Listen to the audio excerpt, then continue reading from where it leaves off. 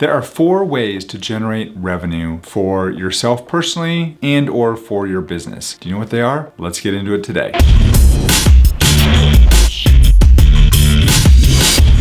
Hi, my name is Jim Hart. I'm the founding attorney here at Hawthorn Law, where we help online businesses get their legal house in order so that they can spend time doing what they do best, and that is building a business that truly matters in the world. Today, we're doing another one of our entrepreneurship stories, and today I want to talk to you about the 4 ways that you can generate revenue in your business or in your life. Which one's the best, which one you might be at, and what you should really be striving for to obtain that financial independent lifestyle that everybody wants. So this past week, my family took a short mini vacation to Lake Hickory, which is a lake out in western North Carolina. Beautiful lake. I'm sitting on the lake with a friend of mine because we're kind of in this COVID bubble together, our family and theirs. And so they were there with us. And so the other dad and I are sitting on the lake, we're having a beer, we're just talking about things, and we started talking about paid time off. And he was explaining to me that he was receiving paid time off for this time we're out on the lake, which was nice because he was able to do a little bit of work on one day and basically gets to take paid time off for the rest of the time that he's there. And so he was happy about that. Now, for those of you who don't know, paid time off is kind of a hybrid between what used to be vacation leave or sick leave. It used to be that employers would give some people like 2 weeks vacation and then 5 sick days or something like that, and maybe a personal day here and there.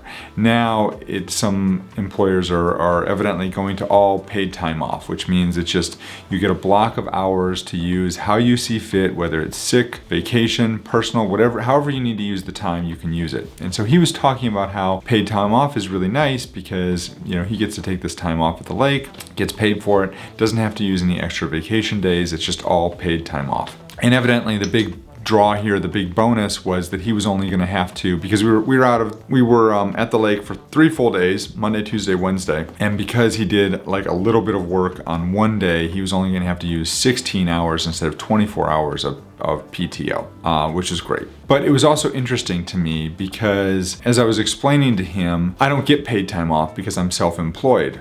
But what I do get is I get the benefit of building assets in my business that generate money regardless of whether or not I am working. So I could be at the lake, I could be at home, I could be doing whatever, spending time with my kids, working, whatever, and there's revenue that would still be coming in, and regardless of what I'm doing, because that's the way I've set up my firm and my business. But it didn't always used to be that way. There were a number of years where I was running my law firm back before we had kids, where it was basically I was running the firm. If I was not there in the office doing the work, I wasn't getting paid. And I remember distinctly taking a vacation with my wife before we had kids for like a week or two, and feeling a lot of stress, and it was just really hard because I knew that for that time I was out of the office, I wasn't generating any revenue or income for the firm or for myself personally. And so that was very difficult. So basically, I owned a job that only paid me when I worked. And in terms of the various types of income that you can generate for yourself, this is the worst situation to be in. So we've already kind of alluded at the first 2. There is the employee income, which is you work for somebody else, they pay you income. There is the self-employed income, which is you work for yourself and you own a job, and when you work, you get paid. This is the same as if you're a freelancer or you own like a law firm like I did, where you're the only one working there.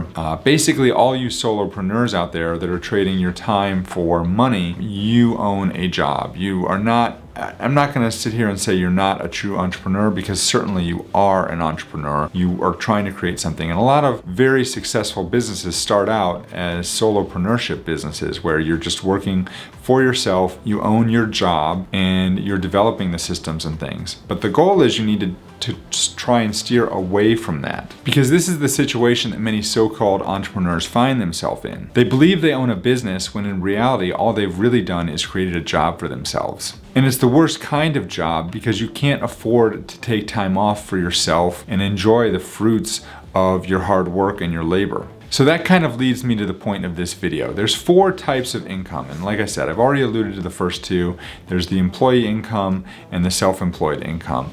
And Robert Kiyosaki talks about these in his book Rich Dad, Poor Dad. So if you haven't checked that out, I'll include a link down in the description. You definitely should check it out. And if you're attempting to or would like to get to the point of financial independence, you need to move away from these first 2 types of income as quickly as possible. Now, is it possible to become financially independent being an employee for someone else? Certainly it is.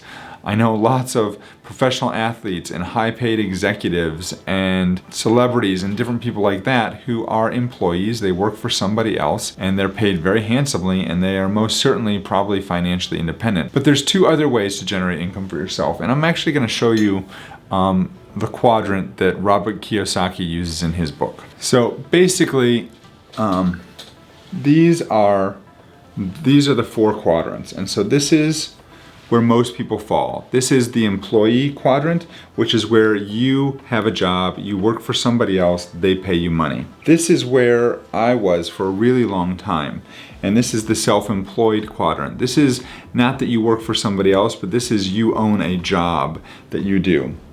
This is where most people are trying to get to that are entrepreneurs. This is the business owner quadrant. And the business owner quadrant is the people who they own a business, but what they really own is a system. It's either assets in the form of people, human capital, or technology that generates revenue for them so that they don't have to be working in the job down here. Instead, they have other people or technology doing the work for them. And then eventually, by generating enough revenue, you can get to this, which is the investor quadrant, which is you have assets that are generating income for you. So those are the 4 quadrants. You definitely want to be moving over here into these 4 and at some point be here. Now, if you truly...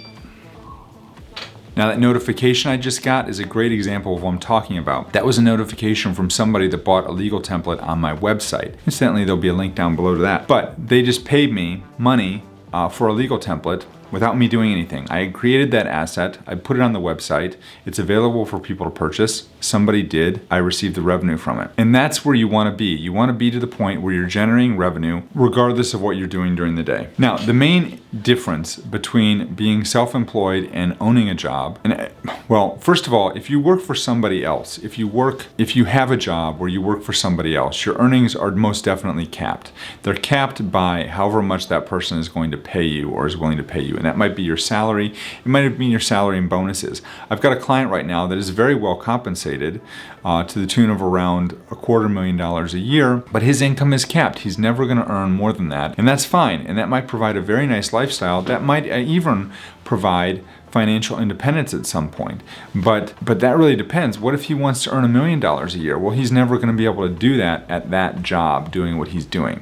Could you go and work for yourself, trading time for dollars, the way most lawyers do, the way psychiatrists do, the way doctors do, and earn much more than that? Maybe. It really depends on how much you're willing to charge or able to charge on an hourly basis. My hourly rate right now is $350 per hour. Now let's say I work, number one, I can't charge $350 per hour for 40 hours a week. That's just not possible because number one, a lot of the time I have to spend doing administrative work. But let's say for sake of argument, I could charge that $350 an hour and work 20 hours a week doing that. Now there's still gonna be a lot of administrative time. That's definitely a full-time job doing that.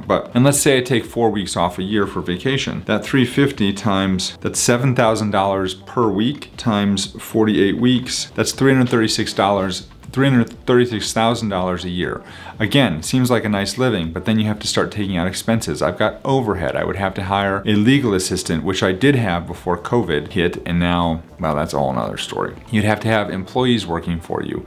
You know, my point here is that your income is capped. You can only earn so much money per week, per month, doing the work on your own. You have to start developing systems that are going to generate revenue for you, which is this quadrant right here. You need to be in the B quadrant to really start to catapult your earnings and to really start to generate that financial independence you want. So another great example of this from my personal standpoint is a YouTube video. When I generate a YouTube video like this, it can generate AdSense revenue. It gives exposure to my legal templates and courses and things like that. I've got affiliate links down in the description below.